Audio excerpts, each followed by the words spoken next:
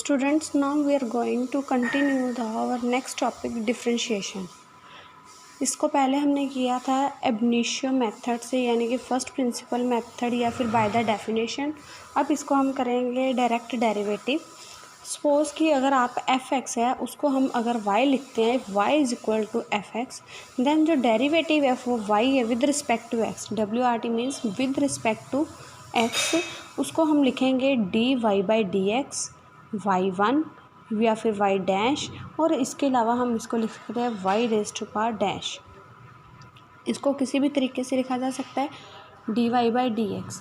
dy by D X का मतलब है कि derivative of y with respect to x, जिसके विद रिस्पेक्ट टू हम करते हैं वो हमारा होता है इंडिपेंडेंट वेरिएबल, और ये है हमारा डिपेंडेंट वेरिएबल। ये है independent and this is the dependent variable. तो नेक्स्ट है डी बाई डी एक्स का मतलब होता है इज सिमिलर टू डी, हम इसको कई बार कैपिटल डी से भी डिनोट करते हैं। D Y by D X है, ये होता है हमारा first order derivative, and D square Y by D X square ये पावर 2 है जो डिनोट कर रही है इसका सेकेंड ऑर्डर। इसको हम इसकी डिग्री नहीं बोल सकते, इसकी ऑर्डर और डिग्री में फ़र्क है। अगर हम लिखते हैं D square Y by D X square raised power 3, तो इसका ऑर्डर है 2, तो डिग्री है 3। तो ये इसका ऑर्डर है। ऑर्डर का मतलब होता है कि पहले हम डेरिवेटिव करेंगे उसके बाद फिर उसका डेरिवेटिव करना है, तो ये हमारा सेकंड ऑर्डर डेरिवेटिव होगा। नेक्स्ट है इसके फॉर्मूले है, जैसे कि आपके पास अगर x है, y का डेरिवेटिव अगर हम विद रिस्पेक्ट टू x करते हैं तो इसका आंसर होगा 1 x raise to power n, यानी कि अगर वेरिएबल की पावर कुछ कांस्टेंट आ जाते हैं, ये ध्यान में रखना है कि पावर को सिर्फ ध्यान में नहीं रखना है, ये देखना है कि पावर किसकी है। कई बार हमारे पास ये फॉर्मूले भी है a पावर x जिसमें कांस्टेंट की पावर वेरिएबल है, और कई बार हमारे पास x raise to power x यानी कि वेरिएबल की पावर वेरिएबल भी आएगी। तो ये ध्यान में रखना है कि इसमें कौन सी पावर किसके ऊपर आ रही है। यहाँ है वेरिएबल की पावर कांस्टेंट, इसका मतलब इसका डेरिवेटिव होगा n x power n minus 1, यानी कि जो पावर है वो आगे आ जाएगी और एक पावर कम हो जाएगी। नेक्स्ट है आपके पास ax plus B raised power n minus 1, इसका डेरिवेटिव होगा n ax plus B raised power n minus 1, एक कम हो जाएगी, और साथ में जो x का कोफिशिएंट है वो मल्टीप्लाई करना है हमने। अगर कोई कांस्टेंट वैल्यू आ जाती है, सिंपल कांस्टेंट वैल्यू, ये तो था वेरिएबल के साथ, तो वेरिएबल के साथ है तो कांस्टेंट, बट वेरिएबल के साथ है तो इसका कोफिशिएंट है। अगर अकेला वेरिएबल जैसे कि अकेला b है, एक a है, 1 2 3 कुछ भी आ जाता है तो उसका डेरिवेटिव 0। के एफ एक्स, इसका मतलब है कि अगर फंक्शन के साथ कुछ कांस्टेंट है तो हम कांस्टेंट को बाहर निकाल देंगे और डेरिवेटिव करेंगे फंक्शन का। अगर हमारे पास दो फंक्शन प्लस माइनस में है तो हम दोनों का डेरिवेटिव अलग कर देंगे, फर्स्ट का डेरिवेटिव प्लस सेकंड का डेरिवेटिव, या फिर फर्स्ट का डेरिवेटिव माइनस सेकंड का डेरिवेटिव। यू वी, इसका मतलब है u is the function of x and v is also the function of x। अगर v u में भी x है, v में भी x है, दोनों आपके पास फंक्शंस आ रहे हैं x या y कुछ भी कह लो, तो अगर आपके पास ये फंक्शंस आ रहे हैं तो ये अगर प्रोडक्ट में है यानी कि मल्टीप्लाई में, तो इसका डेरिवेटिव होगा, ये वेरी इंपॉर्टेंट फार्मूला है, बहुत यूज़ होने वाले, सारे फार्मूले यूज़ होने वाले हैं। First derivative second plus second derivative first, first derivative second plus second derivative first.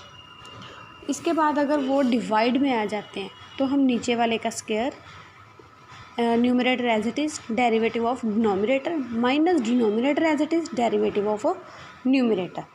Next है, अगर हमारे पास पहले थे 2 फंक्शन मल्टीप्लाई में आ रहे थे, अब अगर 3 फंक्शन मल्टीप्लाई में आ रहे हैं तो इसका डेरिवेटिव होगा फर्स्ट का डेरिवेटिव बाकी 2 as it is, plus second का डेरिवेटिव बाकी दोनों as it is, then third वाले का डेरिवेटिव और बाकी एज इट इज़।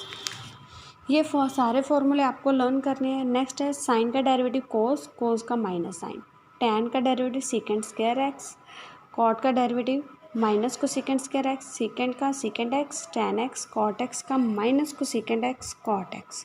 नेक्स्ट है A raise to power X, पहले हमने किया था X raise to power N, यानी कि वेरिएबल की पावर कांस्टेंट थी, अब है कांस्टेंट की पावर वेरिएबल है, तो इसका डेरिवेटिव होगा ए एक्स लॉग ए, लॉग बेस ए एक्स, इसका डेरिवेटिव होगा 1/x लॉग बेस ए ई। लॉग ई की जो वैल्यू होती है वो 1 होती है, लॉग बेस ए ई की वैल्यू 1 नहीं होती, ये डिपेंड करता है ए की वैल्यू पे। एफ एक्स अगर मोड है, मोड एफ एक्स का डेरिवेटिव होगा F x divide mode F x into derivative of F dash x. Log base E x का डेरिवेटिव है 1/x, लॉग बेस ई एक्स कह लो या फिर लॉग एक्स का डेरिवेटिव आपके पास होगा 1/x। अगर आपके पास फंक्शन की कुछ पावर आ जाती है तो डेरिवेटिव, ये इम्पॉर्टेंट है, इसको चेन रूल में लेके जाएंगे हम।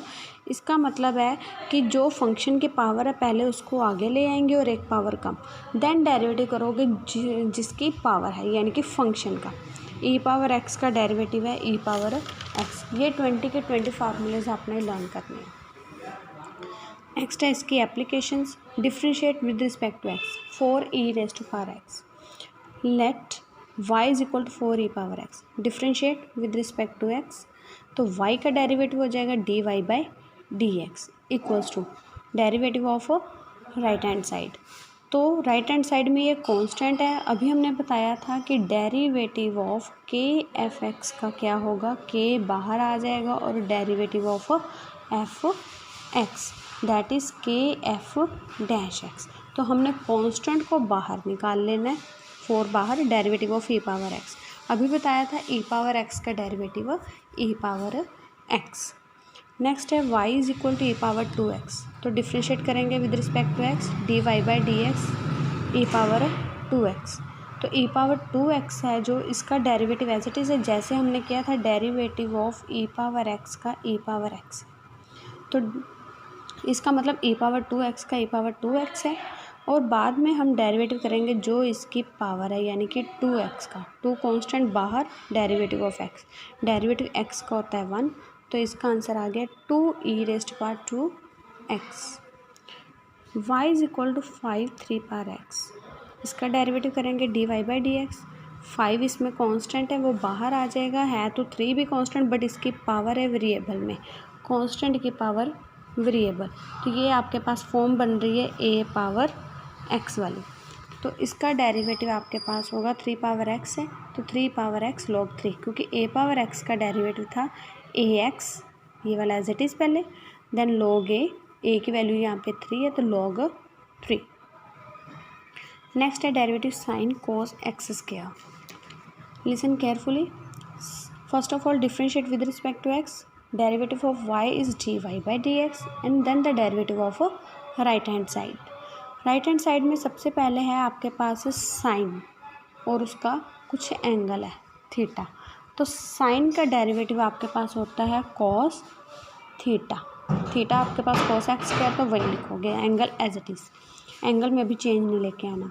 साइन का डेरिवेटिव कॉस, देन डेरिवेटिव करेंगे जो उसका एंगल था, एंगल है उसका कॉस एक्स स्क्वायर, ये as it is cos of cos x square. अब डेरिवेटिव करेंगे कोस का, कोस का derivative minus sine X square.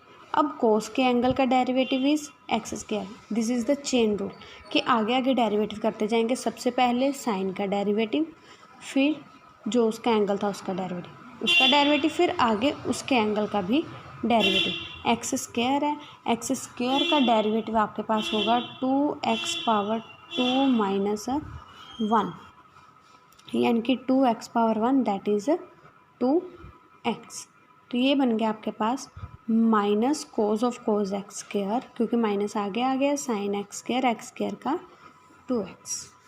Next है आपके पास y is equal to 4 cot x of this. सबसे पहले इसको सिंप्लीफाई करेंगे, ये cos x as it is, cos का बन गया सेकेंड एक्स, साइन एक्स को ऊपर लेके जाएंगे तो cosecant x, cot by cosecant को हम सॉल्व कर लेंगे, कॉट होता है कोस बाय साइन, और cot x by cosecant x क्या बन जाएगा, कॉस बाय साइन कॉट बन गया, कोसेकेंड ऊपर जाके साइन से कैंसिल, तो this is equal to cos x. अब डिफ्रेंशिएट करेंगे तो सबका डेरिवेटिव अलग अलग हो गया और कांस्टेंट बाहर 4 derivative of cot x, -1/2 derivative of cos x, 2 derivative secant x, 3 बाहर तो सेकेंड एक्स का डेरिवेटिव, 6 बाहर कोस एक्स का डेरिवेटिव और 9 का डेरिवेटिव। अब आपके पास है कॉट एक्स का डेरिवेटिव, आपके पास होता है minus cosecant square x, cos का डेरिवेटिव था माइनस कोस का डेरिवेटिव साइन एक्स, फिर सेकेंड एक्स का derivative secant x tan x, cosecant x का derivative cosecant x cot x, और कोस का डेरिवेटिव साइन एक्स, और प्लस 9 का डेरिवेटिव 0।